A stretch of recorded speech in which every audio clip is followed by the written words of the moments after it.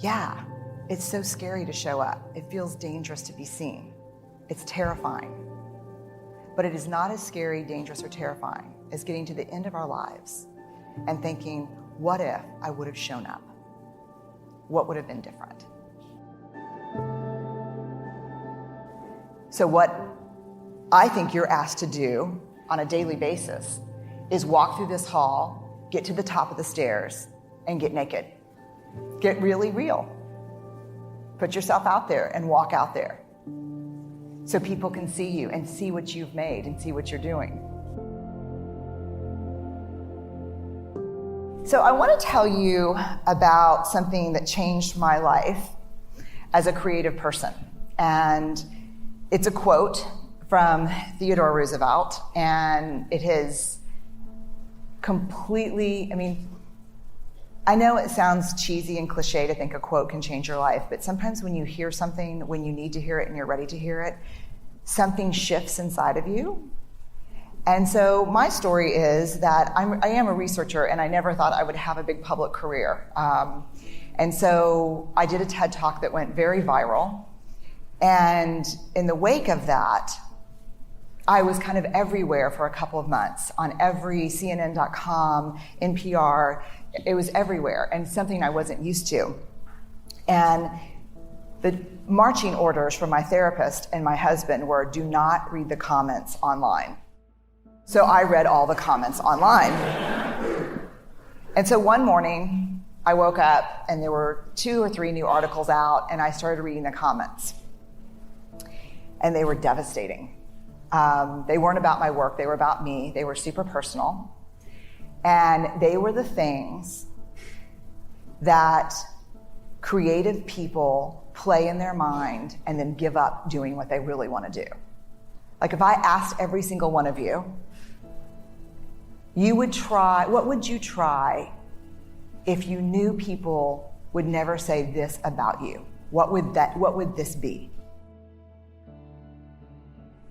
So that morning, Steve and the kids leave. I stay home. I get on the couch and I watch 8 hours of Downton Abbey.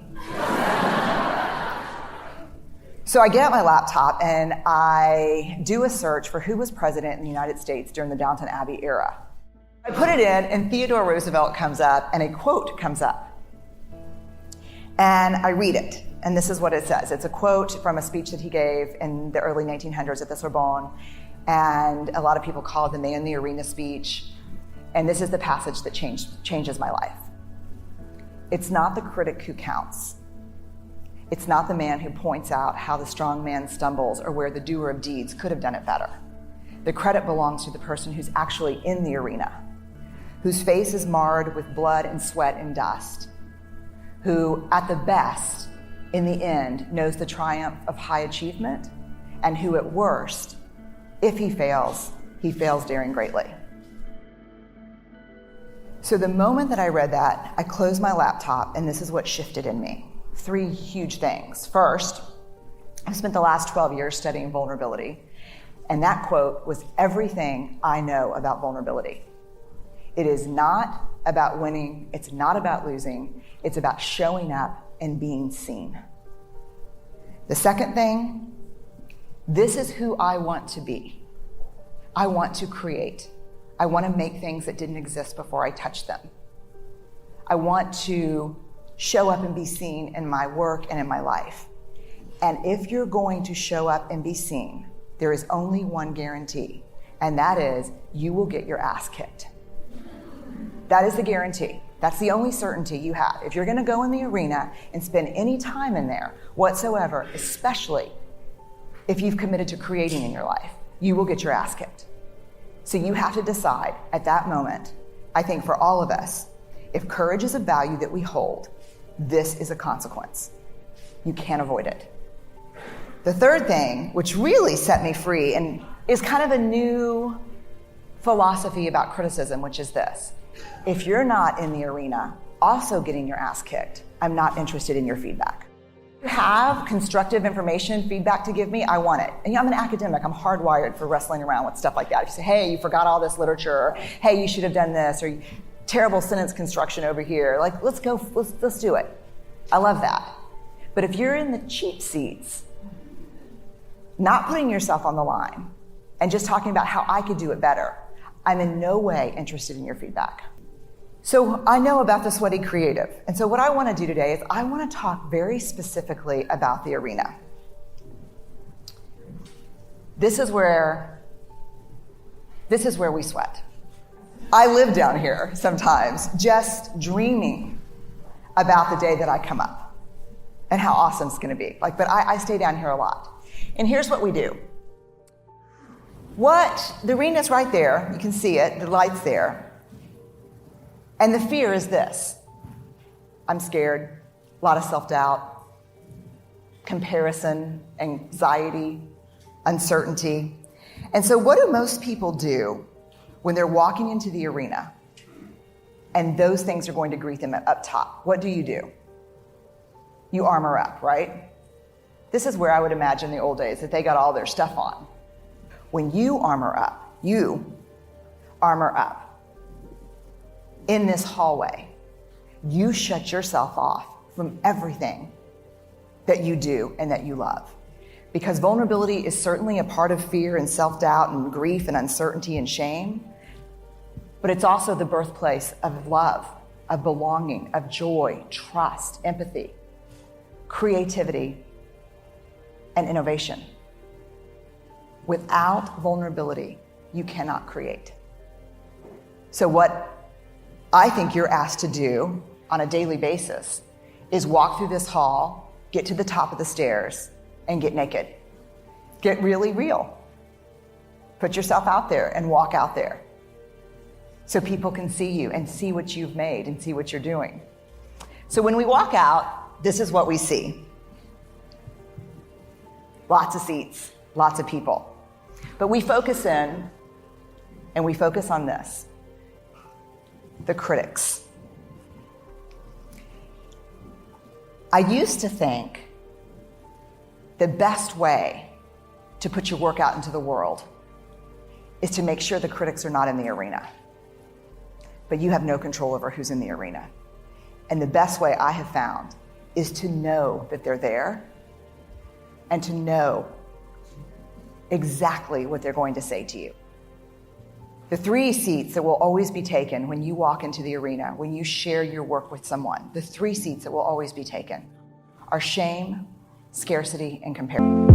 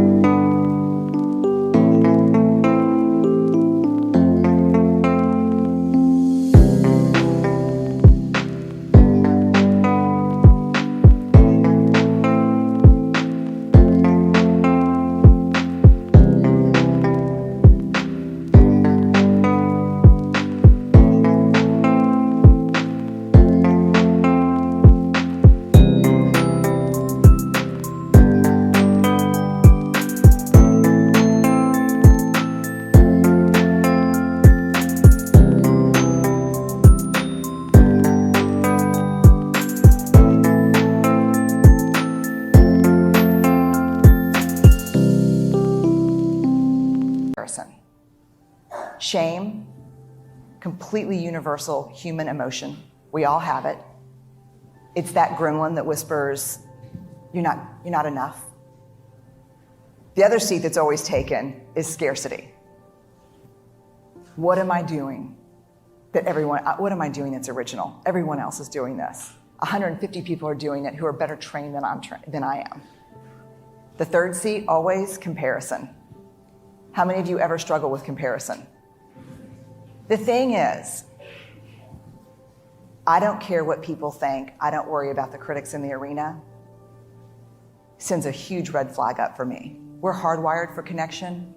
When we stop caring what people think, we lose our capacity for connection. When we become defined by what people think, we lose our capacity to be vulnerable. So rather than locking these folks out from the arena, what I'm going to invite you to do is reserve seats for them, which doesn't seem like a good thing to do.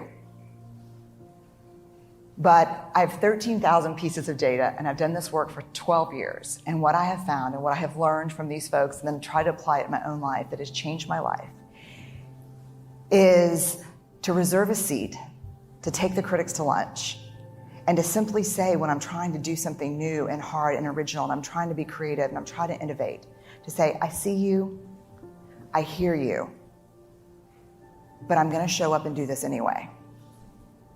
And I've got a seat for you and you're welcome to come, but I'm not interested in your feedback.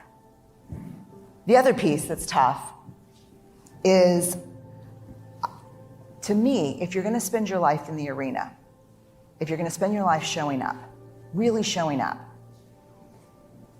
there's a couple things that you need. The first is a clarity of values. You have to, I know, when I came out here, I knew I could screw this completely up. I could get booed off stage, bad things could happen, but I don't have a choice because if courage is my value,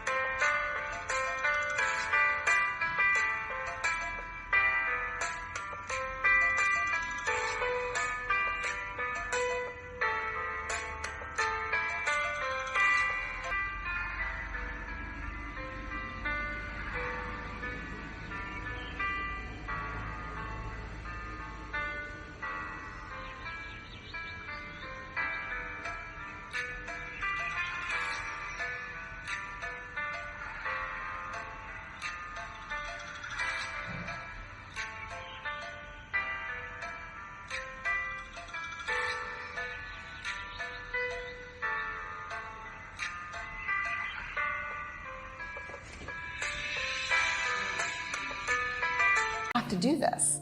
Whether it's successful or not is irrelevant. So a real clarity of values is important. The other thing is you got to have at least one person in your life who's willing to pick you up and dust you off and look at you when you fail, which hopefully you will, because if you're not failing, you're really not showing up. But who is willing to look at you when you fail and say, man, that sucked. Yeah, it was totally as bad as you thought. But you were brave.